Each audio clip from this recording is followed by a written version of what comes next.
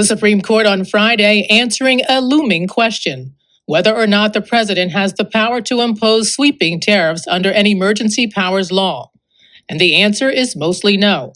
In a lengthy, divided, and complicated opinion, a majority of 6 justices don't believe a president has tariff powers under the International Emergency Economic Powers Act, or IEPA. Why? Because of their interpretation of the text of the statute.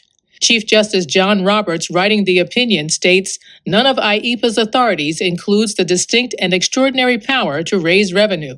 He said no president has ever found such power in IEPA, and that the statute requires the president to identify to Congress that there is an unusual and extraordinary threat. He has to get approval from Congress because of what the Constitution says. Roberts explained that the Constitution gives Congress the power to regulate commerce, or in other words, to impose taxes, which arguably are what tariffs are. And he said that Congress didn't delegate that power to the president under the IEPA statute. The ruling is a blow to President Trump's economic policy.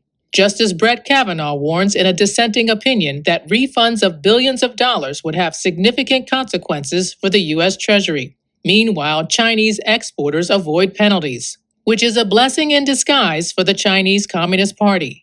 Trump has been using the tariffs as a tool to put China in check over its egregious trade practices, such as intellectual property theft and dumping cheap goods onto American markets.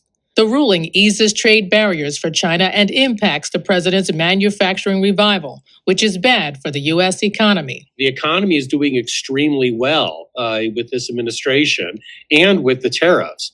Attorney Jonathan Turley on Fox News Friday cautioned that the U.S. doesn't want to take a step back in terms of the economic progress it's made. The ruling also stifles the president's power to act swiftly against the Chinese regime's economic warfare. It effectively benefits China by forcing reliance on a gridlocked American Congress. The pressure will be now not just on the administration, but on Congress. And it raises the question of whether the court might block other presidential powers and undermine national security. But Justice Kavanaugh said the court's decision is not likely to greatly restrict presidential tariff authority going forward. Actually, President Trump could turn around tomorrow and start the process of reimposing tariffs. Arlene Richards, NTD News.